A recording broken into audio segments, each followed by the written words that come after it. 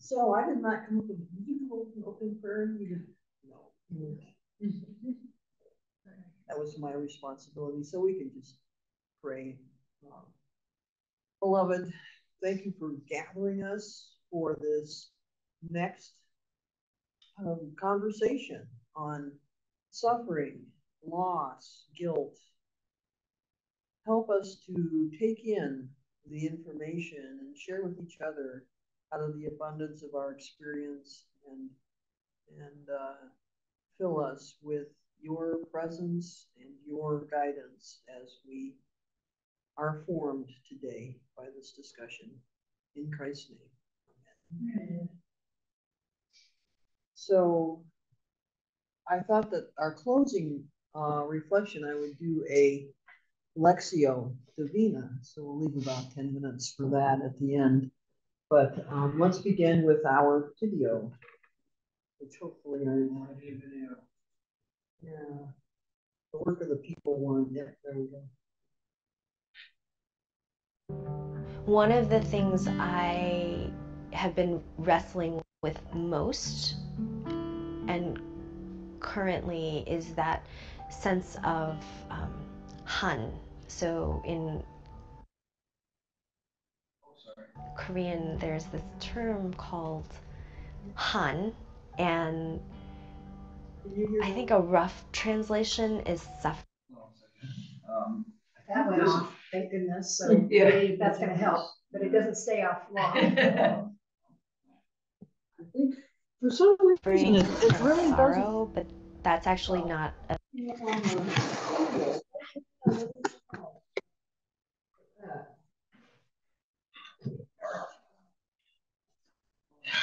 You already checked I did, yeah. This is all the way up. Yeah. That's right. How do I get the let's see the captions on it? Is that here? Oh, for the captions. Yeah. Oh, okay, that'll help. Yeah. Okay. a very accurate transition or translation. It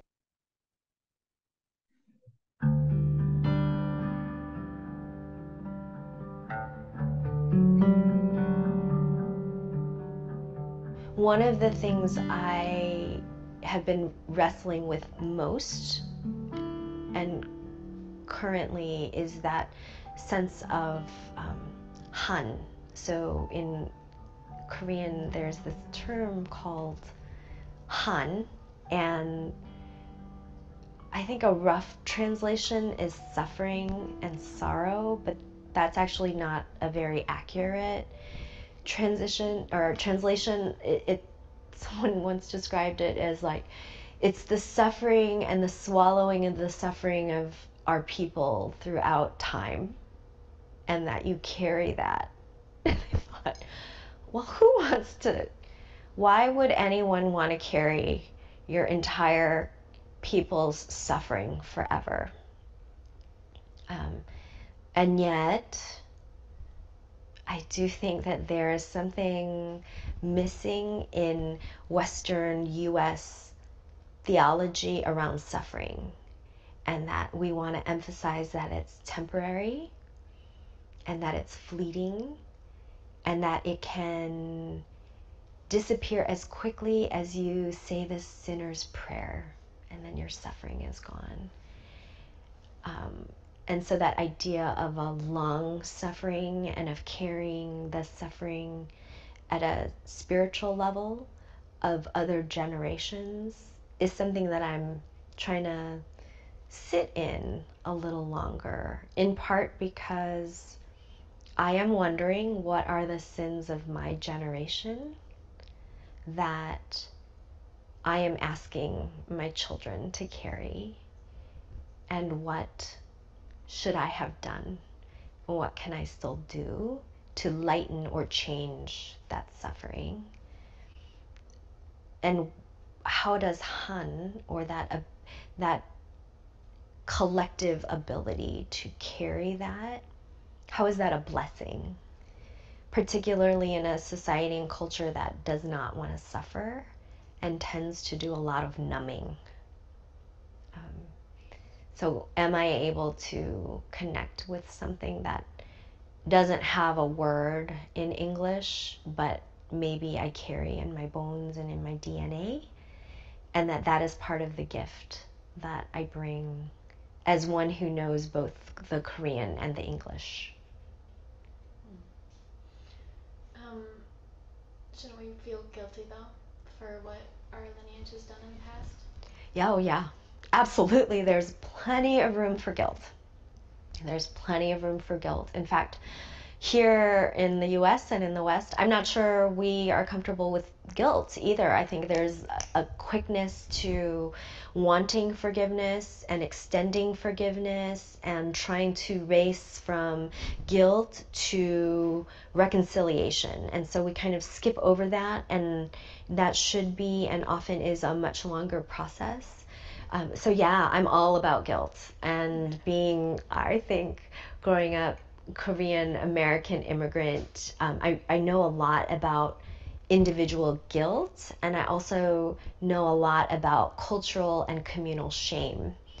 And I think recently, in the last few years, there's been a lot of talk here in the US about shame, but it feels like it's very individual context in a culture that's individualistic. And so it's more of the kind of individual road to guilt and forgiveness and reconciliation.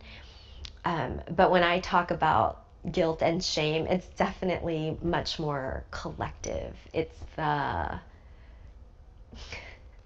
So even though I'm not Japanese, I think of Naomi Osaka, who just won this crazy tennis match against her idol. And as a Haitian, Japanese, American cultured woman, when she, like little things, like when she pulled the visor of her cap down as the crowd was booing and kind of did these small bows, there was a part of me that like felt it on a very deep, like a visceral reaction way. Like I almost physically was like, oh my gosh. And I think that's the beauty and the gift of having that sense of communal guilt and shame. And I think that it's important. I don't think we understand brokenness, nor can we understand healing and fullness if we aren't able to sit in that tension. And I think guilt and shame, that's that place of tension where we know something went wrong, but it could have been so right and beautiful. Is there a simple way to grow from that, from the guilt?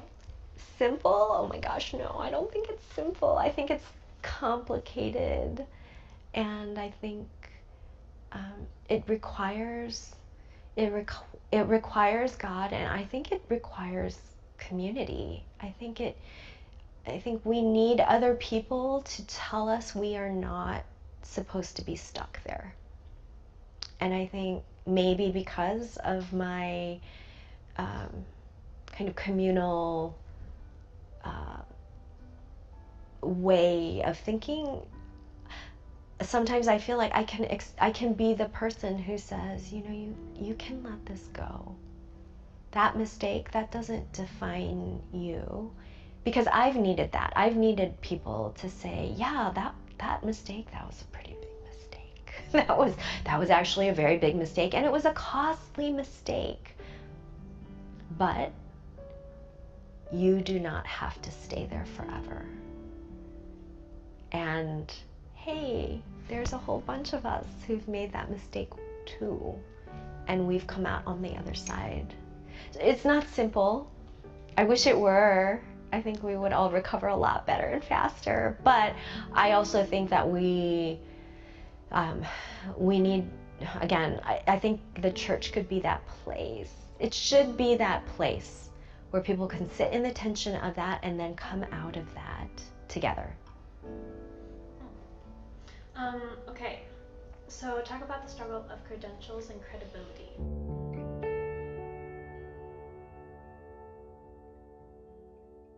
What did you think? What do you think? What's your response?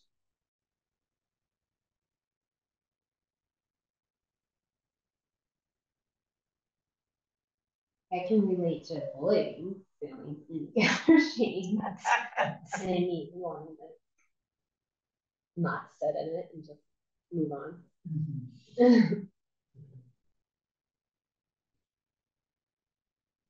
Is thinking about your a guilt that's carried by your family or by your culture. Is that something that you're used to thinking? Well, if you've done any reading about racial justice, you can't not think about it. And that's one of the things in the book Caste that she really deals with. It's saying that we're so eager for those Black folks to say, oh, it's okay, and pat them on the back because they forgive when someone has gone in and shot everyone in the church. And it wasn't that nice. And she said that was awful. That people needed to own that behavior. Also, I work with restorative justice and with kids.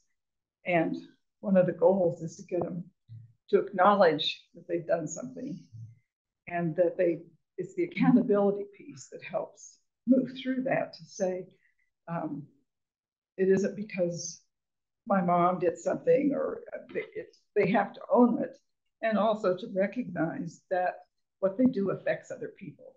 And I think we avoid that. We're so individualistic. It's all about me. I'm so sorry. I'm done. No, how are you sorry? How are you going to show the community that you're sorry? And so, yeah, it has to be taught and taught and taught. It's called restorative That's justice, right. not retributive. That's right. Justice. That's right. So in the hearing how many victims and hearing the victim's story, and then what can I do to restore both of us? Right.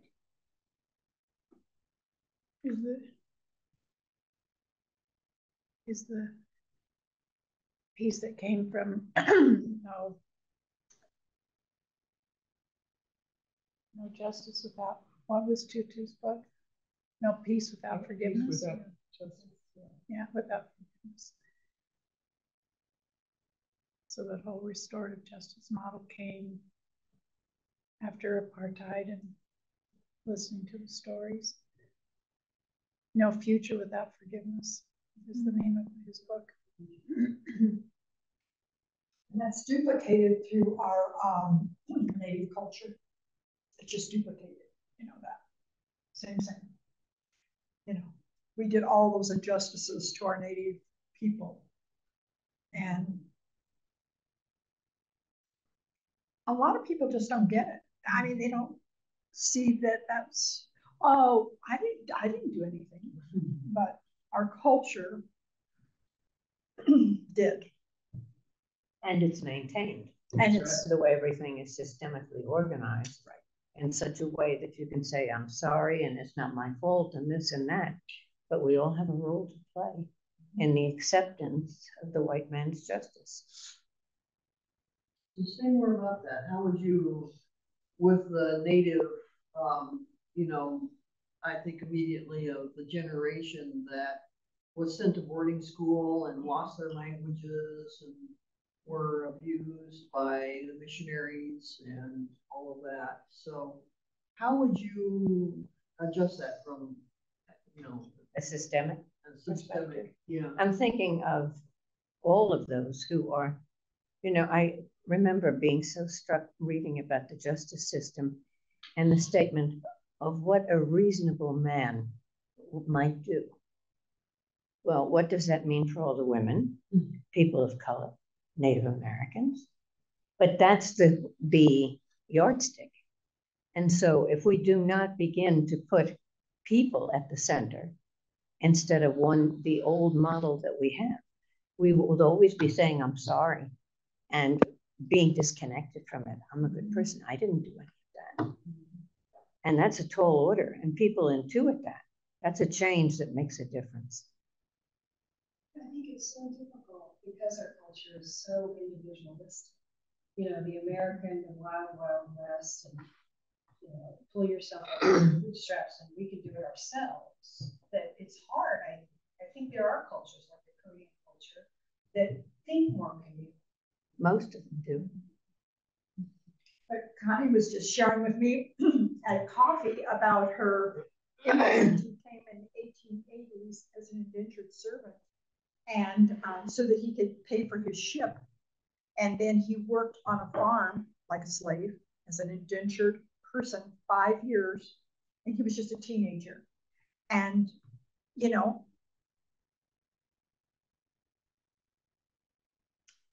wrong.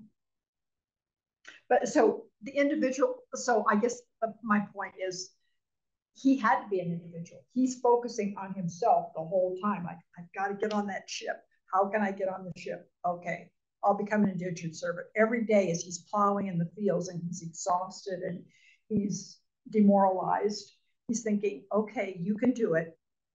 2 more years, 1 more year, I can do it.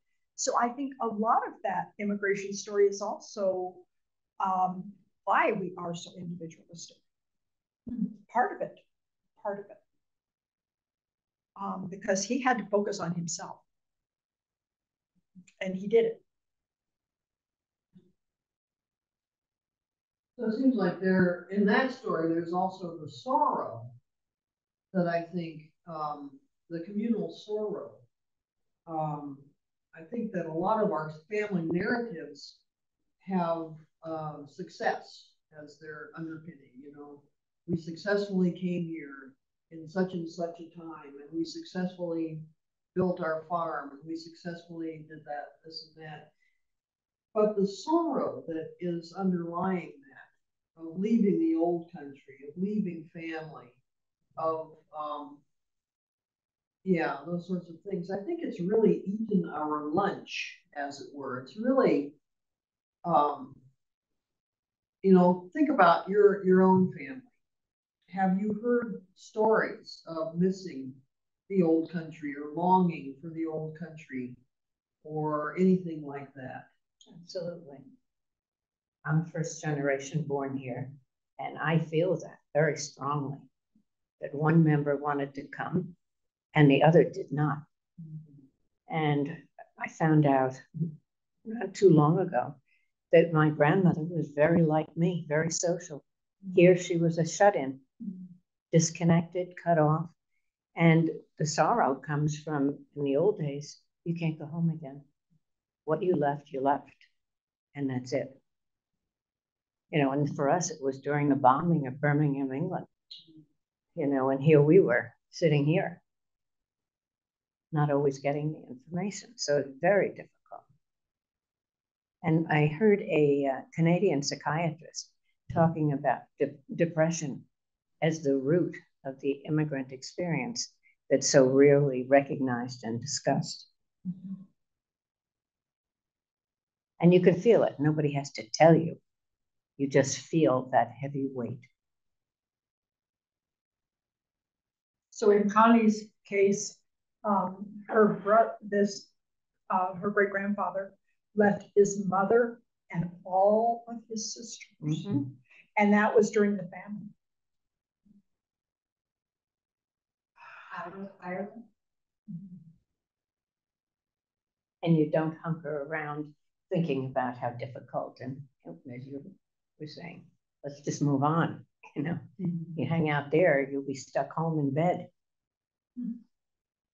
So again, that ability to process sorrow was not something that our people came to this country knowing. It was, and so consequently generations of building up of that depression and that sorrow. I think there's a hesitancy to even enter into, because people think if I go there, I'll never get out of suffering. I'll stay there. I'll cry forever. I won't be able to move forward. And yet I think the opposite is true. When you're doing it in a healthy way, you can work through. But without it being spoken, it's gonna come up somehow. Well, I stayed away from the church for 68 years to avoid it. So, And I think it also talks about how we deal with death in our country. So your son died last week, and you have a service, and then I think there's a cultural feeling that get over it. There's nothing you can do about it. You've cried. Okay, get on with it. I mean, that is kind of unspoken, but I think I feel it. I see it. Yeah, I think you're right. Or a miscarried baby. Well, that baby wasn't ready to be born. You know, you could have another one. Get on with it. No. And that particular one is something that women have really been left to carry in an unspoken way. I think we talk to each other about it some, but it's certainly not something people have felt comfortable talking with their spouses about. And also the suffering of over abortion is another one that, you know, because abortion has been politicized, a lot of times a woman will feel like, I can't mourn the loss of that child because then that puts me in the right to life camp, which it really doesn't. It's two separate things, you know. To feel the loss of that life and the inability to have brought it into the world is different than the political stance you take about women's rights to their own destiny, as it were. So yeah, what else can you think of that's like that? Sorrows.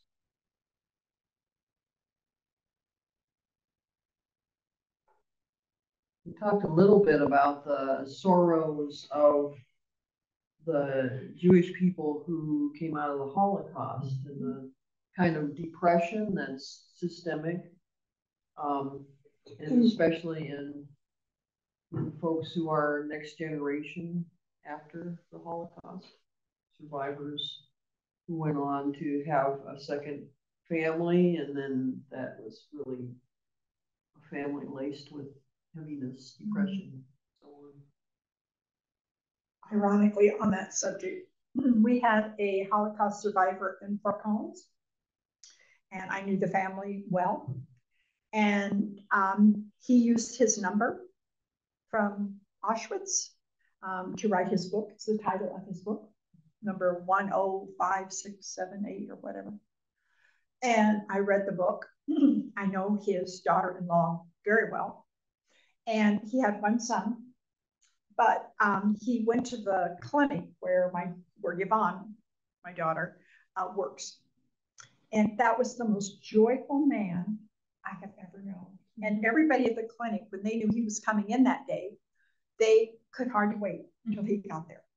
He was so full of love and joy. So in that case, somebody who processed it all, took the time and did the work to come out the other side. And appreciated every minute of it. Married soon after he was out and had one child, a boy, who lives in Fort Collins.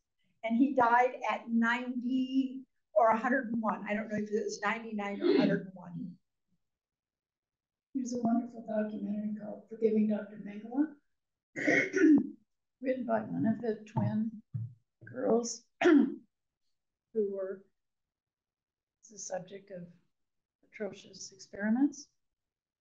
And she realized the only way she could have any life was to forgive Dr. Mengele. And her sister and family all turned against her. But it was just, how could you possibly forgive? So, and I thought about that documentary as I was listening to, she didn't get over the atrocity, but she was able to forgive.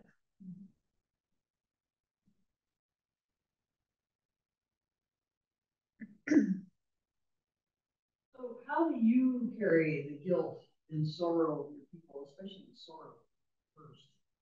How do you carry the sorrow of your people? Do you identify that?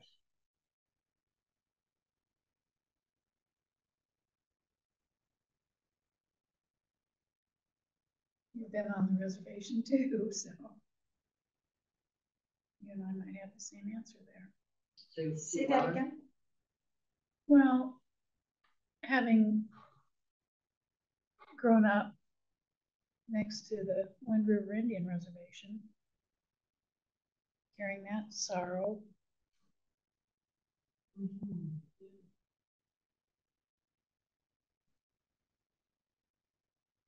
Still driving through is,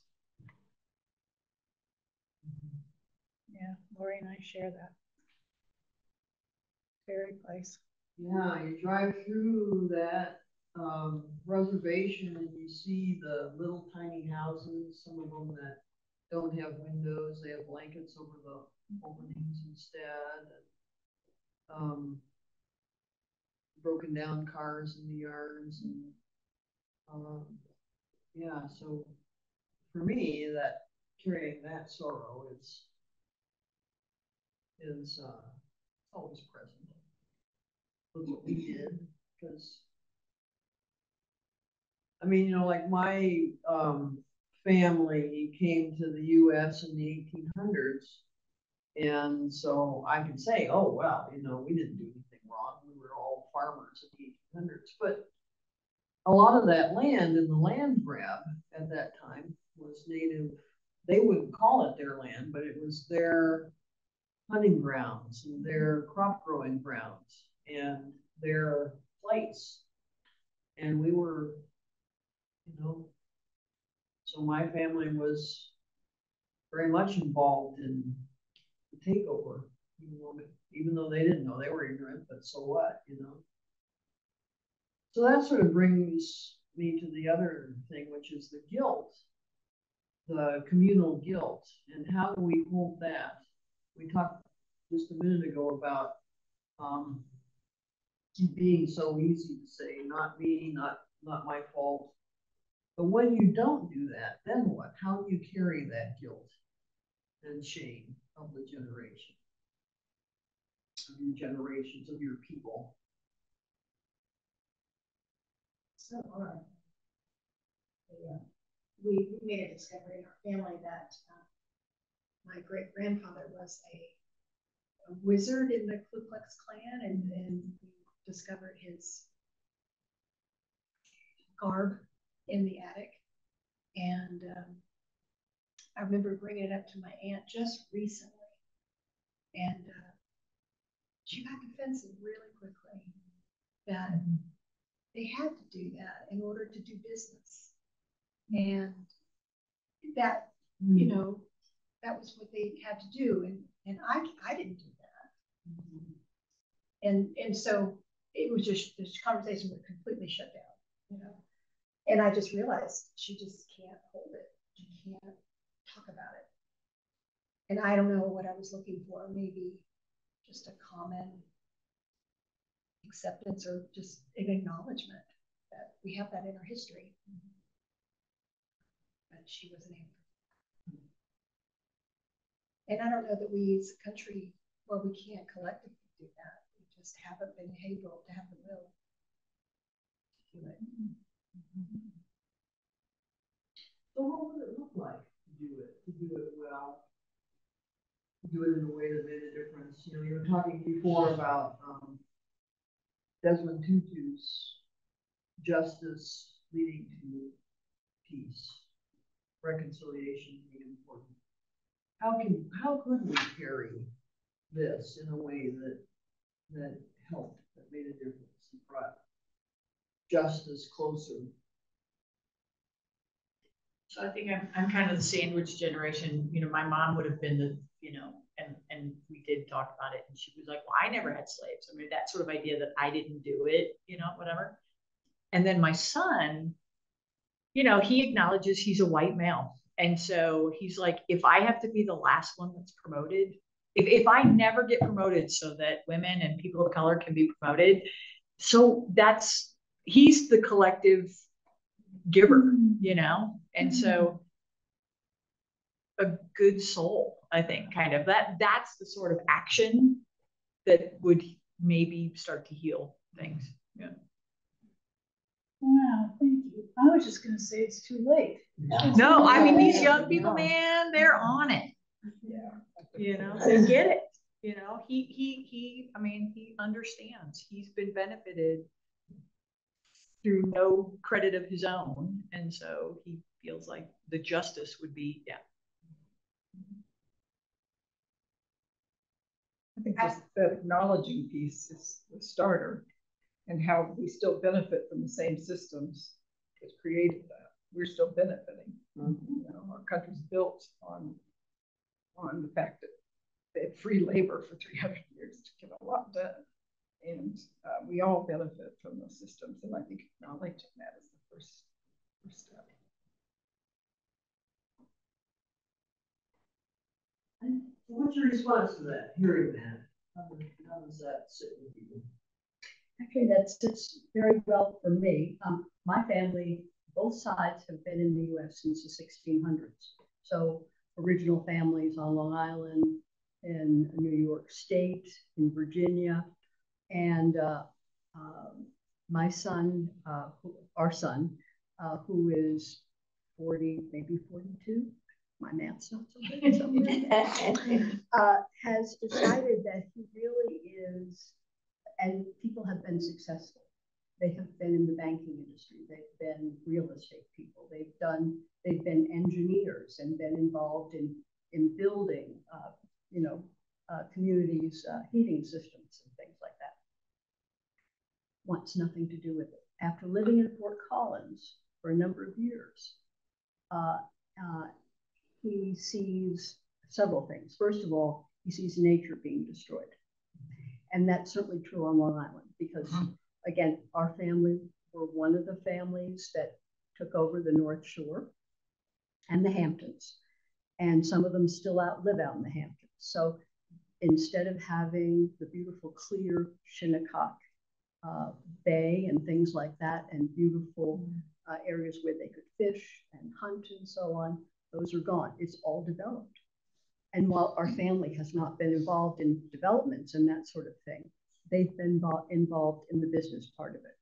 And so he last year moved up to Oak Creek, which is up beyond, what's the mountain? Everybody goes skiing on the steamboat, sorry. He doesn't care if his kids go to college. He wants them to learn about nature. He wants them to learn to take care of themselves and to do building, to create creative things. But he said, I'd be delighted if they were electricians and plumbers. But again, the self-satisfaction of, again, this might be very individual, but I think there's a generation of other young people who are reacting to the great differences in economic backgrounds. And he sees that and is not in favor of any of that. So again, simplicity of living, so to bring back and allow for nature to be able to exist successfully. So I see him, I don't see him as somebody who is,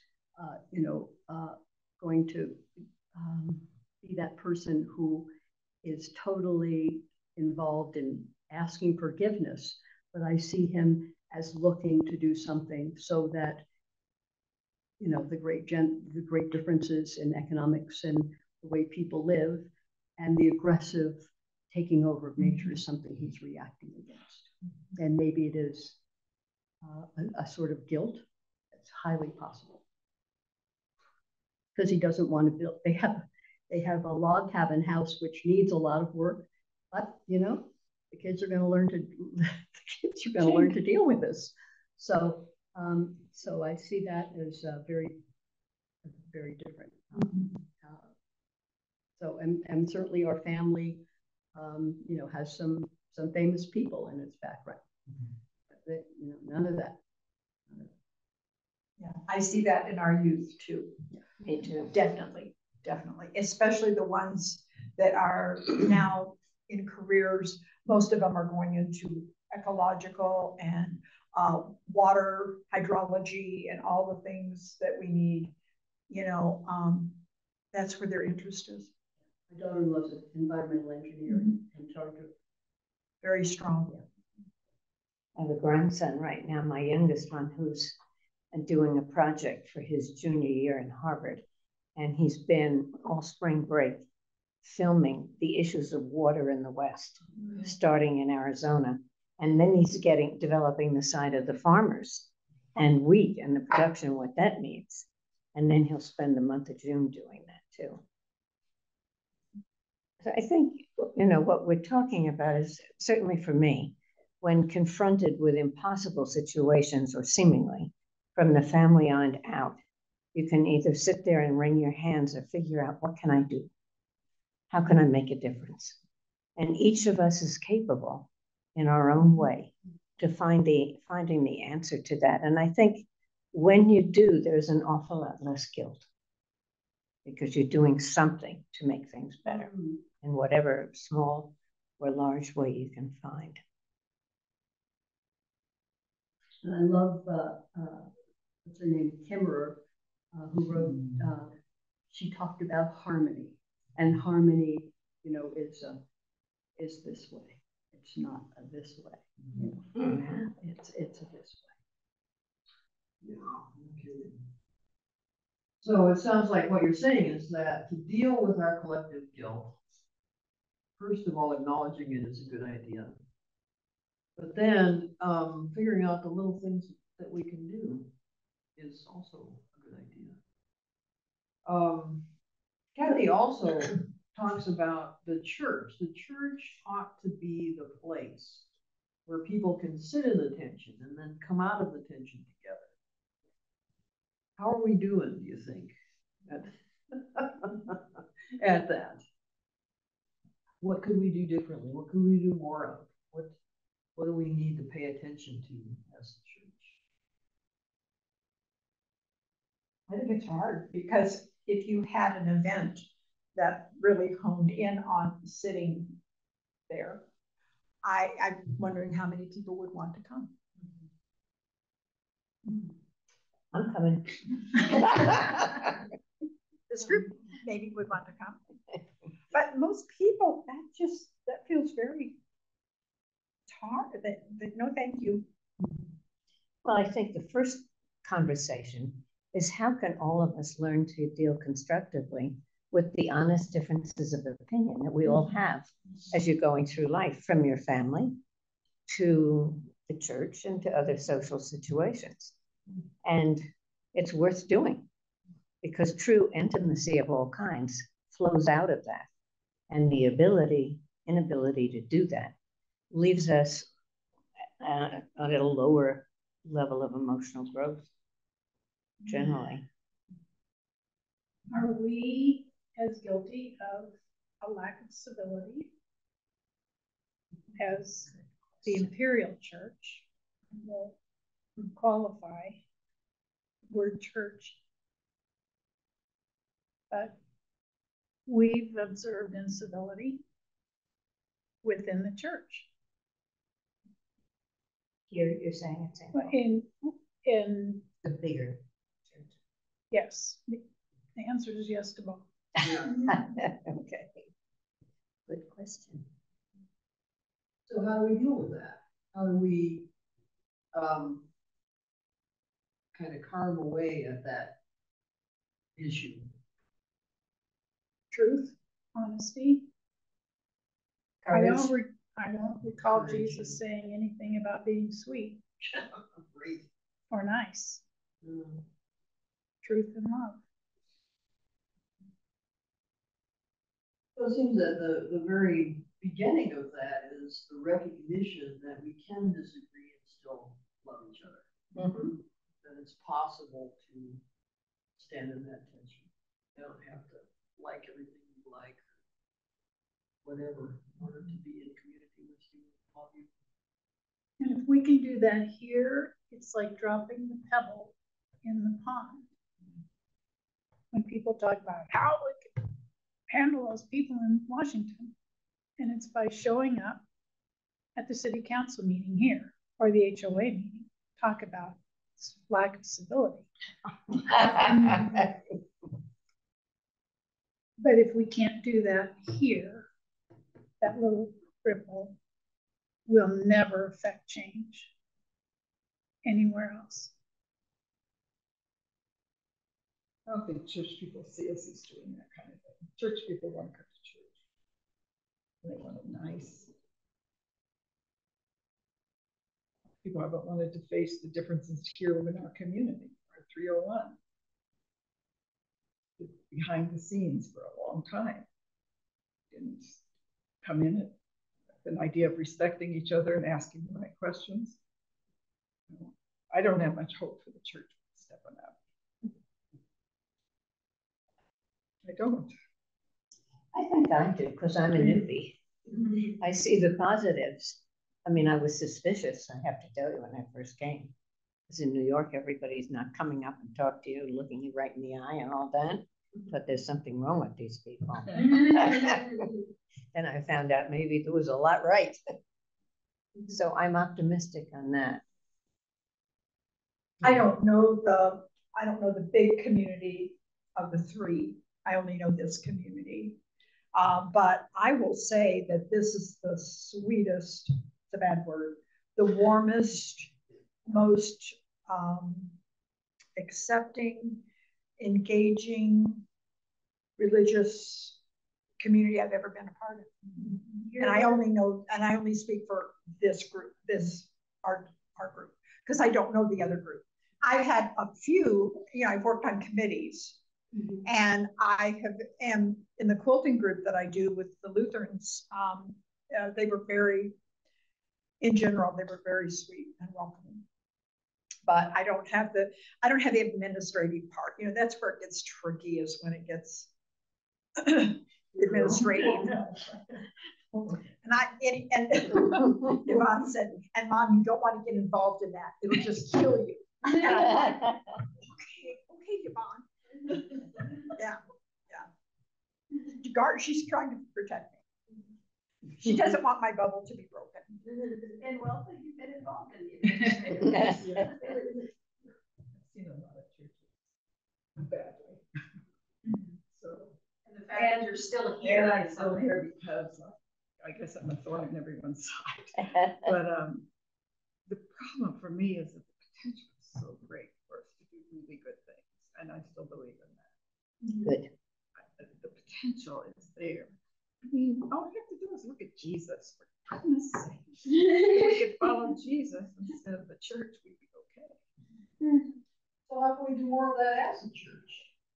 Asking everybody, how do we take the church out of the institution that's nicey-nice and help ourselves to become truly the followers of Jesus? I think it's really helpful to have role models. And, we're reading a wonderful book, our little retired EFMers. Alums. Alums, I'm sorry. Alums. And again, they're wonderful examples throughout the ages of people who have done remarkable things and have been deeply steeped in the church. George MacLeod, who we read about this week, it was just a wonderful story. And some of the saints. I mean, this has just been, and this is Celtic Christianity, which looks at things a little differently. It is not the imperial church. It is very much nature and humans and God.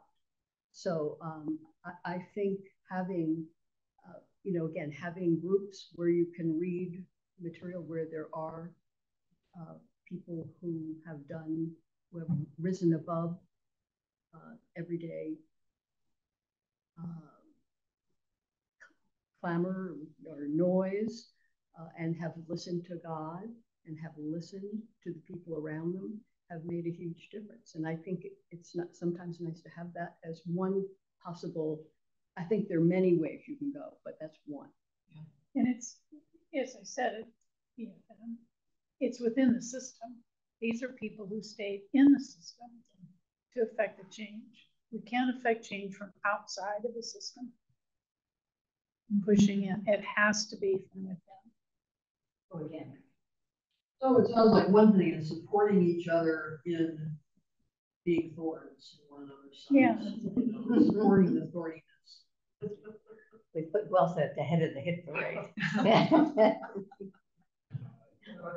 Signs, I'm a thorn supporter. Thorn supporter, I like it. Let's get those. All right, well, here's our closing prayer. And like I say, I like to do a Lectio on this. This is from Black Liturgies. And it's a prayer for intergenerational healing. So what I'd like to do is oh, you had 2 pages, but we just have one. Just have one, yeah. Okay. So what I'd like to do is read it and then think quietly about it for a couple of minutes, and then I'll read it again and ask you what phrase or word stood out for you in it. And then I'll read it a third time and ask what God is asking you to do in this. Okay. By story and by blood, we are made of those who came before us. Too often, our false ideas of healing cause us to reject the past, distancing us from our own stories. Show us how liberation stretches out in both directions, past and future.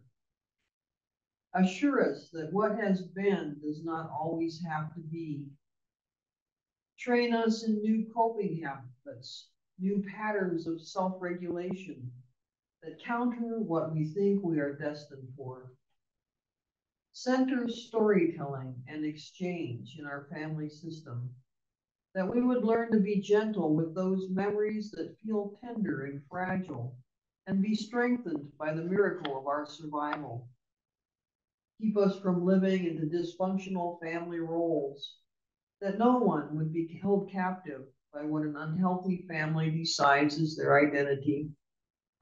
Sow compassion and curiosity and a sacred transience in us, that we would meet one another again and again in new seasons of life.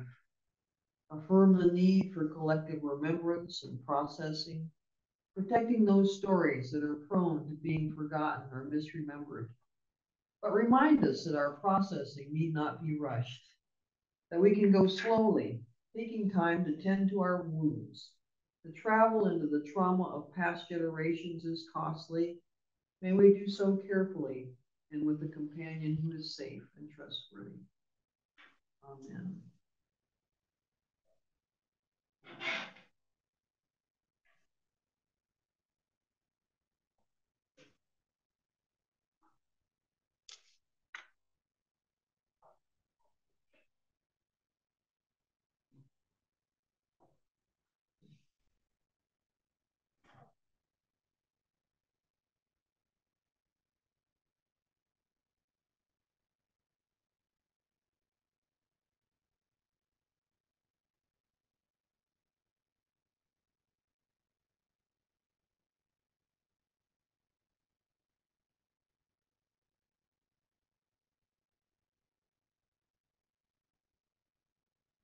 By story and by blood, we are made of those who came before us. Too often, our false ideas of healing cause us to reject the past, distancing us from our own stories. Show us how liberation stretches out in both directions, past and future. Assure us that what has been does not always have to be. Train us in new coping habits, new patterns of self-regulation that counter what we think we are destined for. Center storytelling and exchange in our family system, that we would learn to be gentle with those memories that feel tender and fragile, and be strengthened by the miracle of our survival. Keep us from living into dysfunctional family roles, that no one would be held captive by what an unhealthy family decides is their identity. Show compassion and curiosity and a sacred transience in us, that we would meet one another again and again in new seasons of life. Affirm the need for collective remembrance and processing, protecting those stories that are prone to being forgotten or misremembered, but remind us that our processing need not be rushed, that we can go slowly, taking time to tend to our wounds. To travel into the trauma of past generations is costly. May we do so carefully and with a companion who is safe and trustworthy. What word or phrase stands out to you? Carol, what word or phrase stands out to you? There's a lot. It's hard for me to zero in on just one. I'm a slow processor, so I'm still trying to pick just one, and I can't. There's just too much there. The concept, the change, the role of the church. What can we do? It's just, it feels so big to me right now that I'm having trouble just picking out one phrase or one word. And I love Lexio, but I feel overwhelmed right now. Okay, I'm sorry to put you on the spot. I just wanted to make sure that you were heard. Thank you.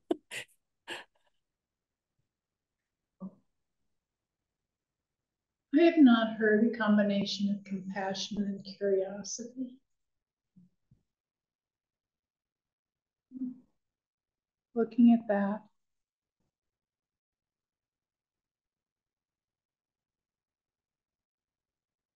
For me, it was sacred transience. The idea of the transience is a part of our holiness and our connection to God. That's big for me.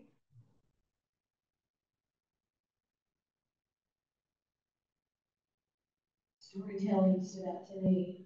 I was thinking of the stories as we listen to one another's stories, how powerful it is to be heard.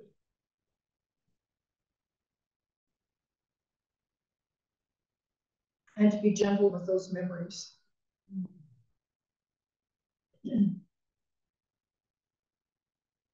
Harder to do in a very complicated fashion. This whole thing relates to what I just finished writing.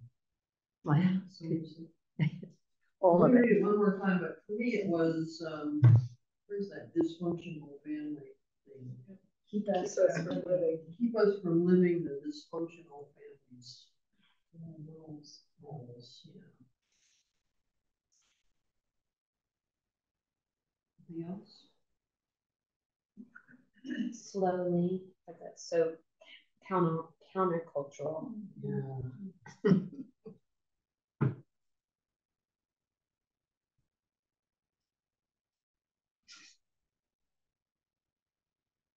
You didn't get a copy, right? I'm sorry. What? I said you didn't get a copy. I'm sorry. Oh, that's okay. For the last one, you want a copy?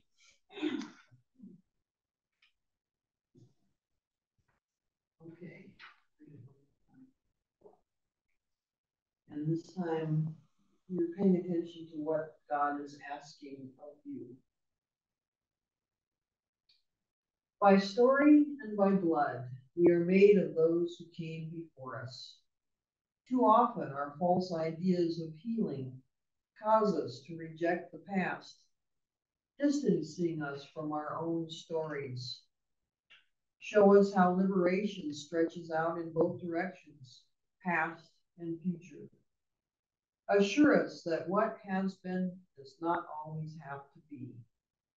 Train us in new coping habits, new patterns of self-regulation that counter what we think we are destined for.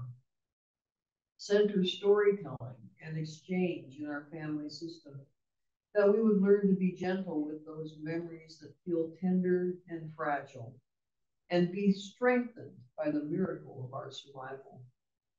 Keep us from living into dysfunctional family roles, that no one would be held captive by what an unhealthy family decides is their identity. So compassion and curiosity and a sacred transience in us, that we would meet one another again and again in new seasons of life. Affirm the need for collective remembrance and processing, protecting those stories that are prone to being forgotten or misremembered. But remind us that our processing need not be rushed, that we can go slowly, taking time to tend to our wounds. To travel into the trauma of past generations is costly. May we do so carefully and with a companion who is safe and trustworthy. Amen. What is God asking of you?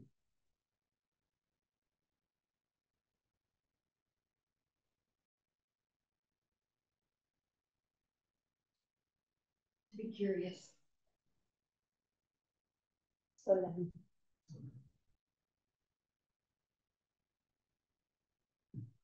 To be compassionate above all. Be compassionate above all things.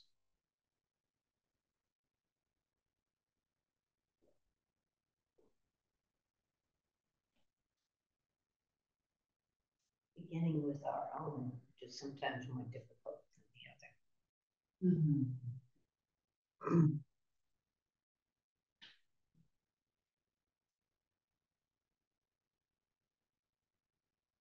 Yeah, that's what I'm picking up for myself. I'm speaking to me. Be compassionate towards yourself.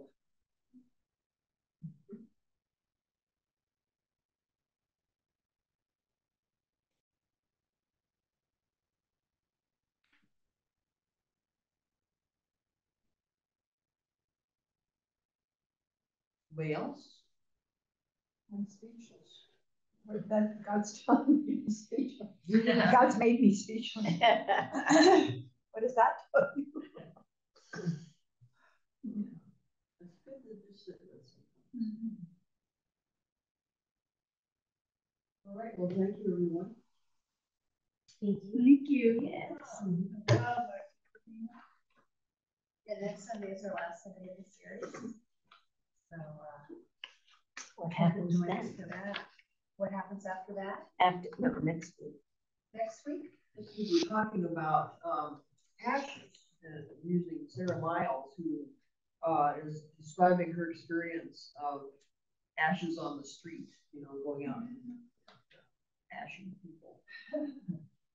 And one of the traditions in the church is that we don't do it here. We haven't since I've been here. You burn the palm branches and they make the ashes for the Ash Wednesday service where we receive ashes on our forehead. So it's that lamentation and that celebration